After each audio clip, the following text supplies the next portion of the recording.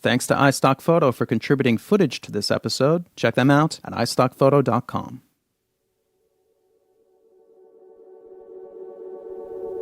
The genes in our bodies can be traced back over 3.5 billion years to a single organism, Luca, the last universal common ancestor. As Luca reproduced, its genes copied and copied and copied and copied. Sometimes with mistakes, they transformed. Over time, this produced every one of the billions of species of life on Earth. Some of these adopted sexual reproduction, combining the genes of individuals, and altogether, the best adapted life forms prospered.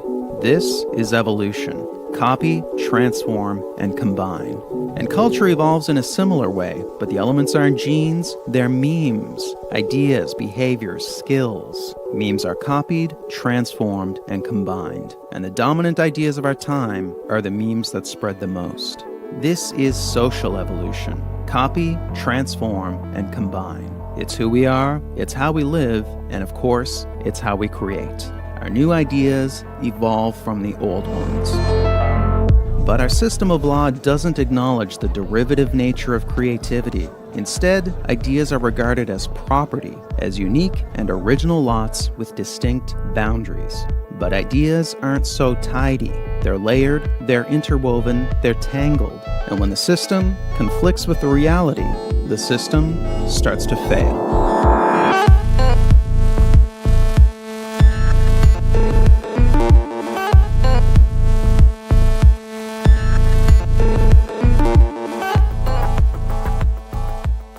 For almost our entire history, ideas were free.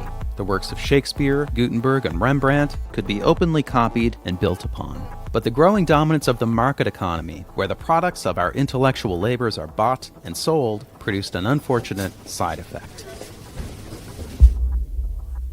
Let's say a guy invents a better light bulb. His price needs to cover not just the manufacturing cost, but also the cost of inventing the thing in the first place. Now let's say a competitor starts manufacturing a competing copy. The competitor doesn't need to cover those development costs, so his version can be cheaper. The bottom line, original creations can't compete with the price of copies. In the United States, the introduction of copyrights and patents was intended to address this imbalance. Copyrights covered media, patents covered inventions. Both aim to encourage the creation and proliferation of new ideas by providing a brief and limited period of exclusivity, a period where no one else could copy your work. This gave creators a window in which to cover their investment and earn a profit. After that, their work entered the public domain, where it could spread far and wide and be freely built upon. And it was this that was the goal, a robust public domain, an affordable body of ideas, products, arts, and entertainment available to all. The core belief was in the common good, what would benefit everyone. But over time, the influence of the market transformed this principle beyond recognition. Influential thinkers proposed that ideas are a form of property, and this conviction would eventually yield a new term, intellectual property. This was a meme that would multiply wildly, thanks in part to a quirk of human psychology known as loss aversion. Simply put, we hate losing what we've got. People tend to place a much higher value on losses than on gains, so the gains we get from copying the work of others don't make a big impression. But when it's our ideas being copied, we perceive this as a loss and we get territorial. For instance, Disney made extensive use of the public domain. Stories like Snow White, Pinocchio, and Alice in Wonderland were all taken from the public domain. But when it came time for the copyright of Disney's early films to expire, they lobbied to have the term of copyright extended. Artist Shepard Fairey has frequently used existing art in his work. This practice came to a head when he was sued by the Associated Press for basing his famous Obama Hope poster on their photo. Nonetheless, when it was his imagery used in a piece by Baxter Orr, Fairey threatened to sue.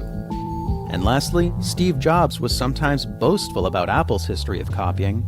We have, always been shameless about stealing great ideas.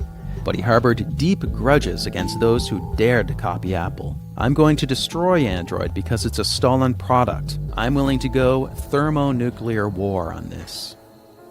When we copy, we justify it. When others copy, we vilify it. Most of us have no problem with copying, as long as we're the ones doing it.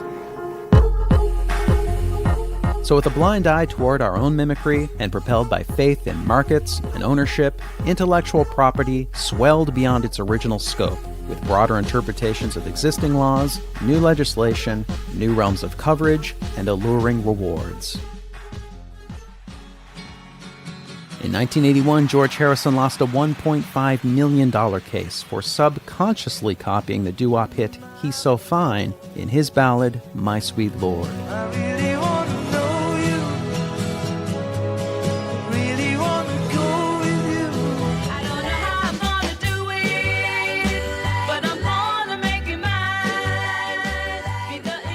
Prior to this, plenty of songs sounded much more like other songs without ending up in court.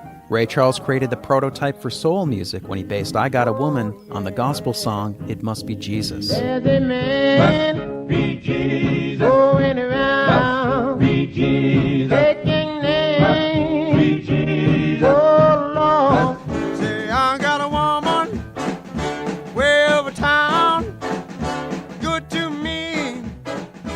Oh yeah.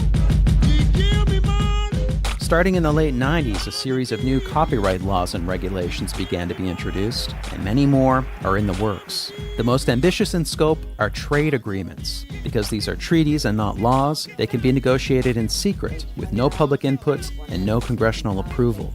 In 2011, ACTA was signed by President Obama, and the Trans-Pacific Partnership Agreement, currently being written in secret, aims to spread even stronger U.S.-style protections around the world. Of course, when the United States itself was a developing economy, it refused to sign treaties and had no protection for foreign creators. Charles Dickens famously complained about America's bustling book piracy market, calling it a horrible thing that scoundrel booksellers should grow rich. Patent coverage made the leap from physical inventions to virtual ones, most notably software. But this is not a natural transition. A patent is a blueprint for how to make an invention. Software patents are more like a loose description of what something would be like if it actually was invented. And software patents are written in the broadest possible language to get the broadest possible protection. The vagueness of these terms can sometimes reach absurd levels. For example, information manufacturing machine, which covers anything computer-like, or material object, which covers pretty much anything.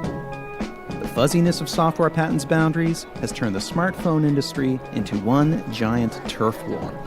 62% of all patent lawsuits are now over software. The estimated wealth lost is $500 billion. The expanding reach of intellectual property has introduced more and more possibilities for opportunistic litigation, suing to make a buck. Two new species evolved whose entire business model is lawsuits: sample trolls and patent trolls. These are corporations that don't actually produce anything. They acquire a library of intellectual property rights, then litigate to earn profits.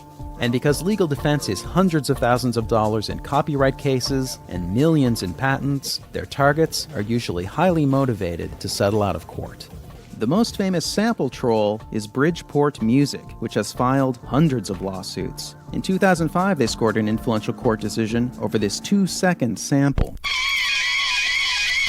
That's it. And not only was the sample short, it was virtually unrecognizable.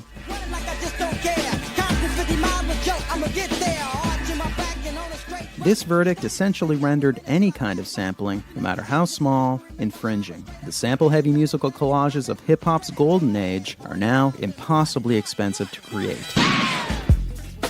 Now, patent trolls are most common back in that troubled realm of software. And perhaps the most inexplicable case is that of Paul Allen. He's one of the founders of Microsoft, he's a billionaire, he's an esteemed philanthropist who's pledged to give away much of his fortune, and he claims basic web features like related links, alerts, and recommendations were invented by his long-defunct company.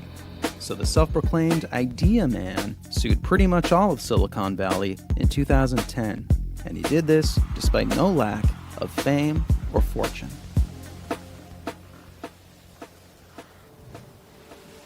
So to recap, the full picture looks like this. We believe that ideas are property, and we're excessively territorial when we feel that property belongs to us. Our laws then indulge this bias with ever-broadening protections and massive rewards. Meanwhile, huge legal fees encourage defendants to pay up and settle out of court. It's a discouraging scenario, and it begs the question, what now?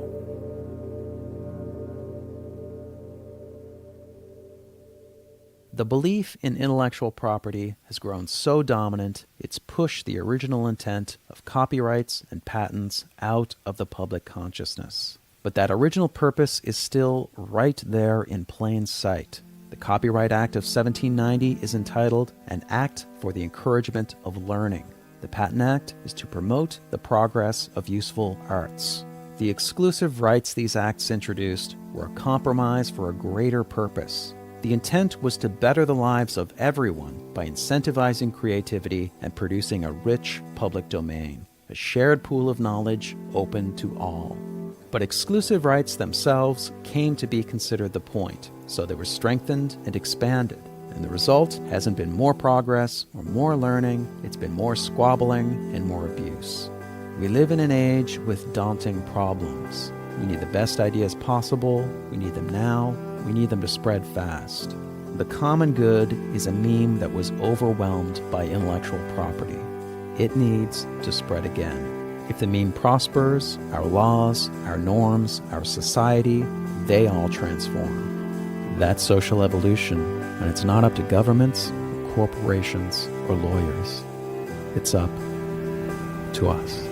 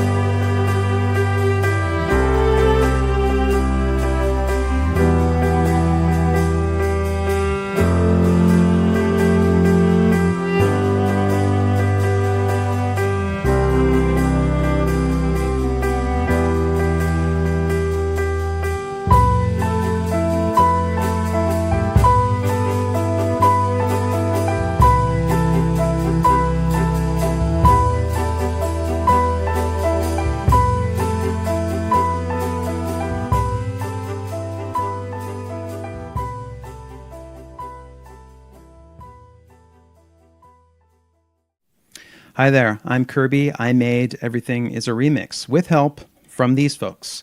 Two people in particular contributed a lot of time. I'd like to thank them real quick by name. Louis Wesolowski did about 15 pieces of motion graphics work for me. He contributed a lot of time, a lot of effort, and the video is better because of it. My thanks to Louis. Thanks also to Juan Behrens, who did the memes animation, which took a lot of work. My thanks to Juan for his patience on that. I'd like to thank also iStock Photo for their support. They donated a lot of stock footage to this episode, and I think it was one of the elements that helped raise the production quality of this episode to the highest level that it's been yet. So if you are in need of royalty-free stock footage, do check them out because they have a good service and they are nice people. But most of all, I want to thank you for your attention. I really do value it, and I try very, very hard to make the most of that time that you give me. So thank you so much for coming along on this journey with me. It was an absolute joy to do it. I get asked all the time if there's more after this. There's not. This is the conclusion. This is the end. There are extra things that you might enjoy, but that's the end of the main story. So there'll probably be another supplement video, kind of like the Matrix and Tarantino ones that Rob G. Wilson made for me. There'll probably be another video along that line. I also have a talk coming up that will sort of use the same material, but sort of reframe it, streamline, and kind of upgrade the argument, and I think it should be really good. I'll also have limited edition t-shirts and posters for sale in the near future. So if you would like a memento, stay tuned for those. I think they'll be very nice. And lastly, I have a new project coming up that I am seriously excited about it. And if you are patient, hint, hint, you can probably find out more about that. My thanks, my sincere, heartfelt thanks for watching. It was really a pleasure. Thank you. Okay. Take care, and I'll see you next time with a whole new thing. All right. Take care. Bye-bye.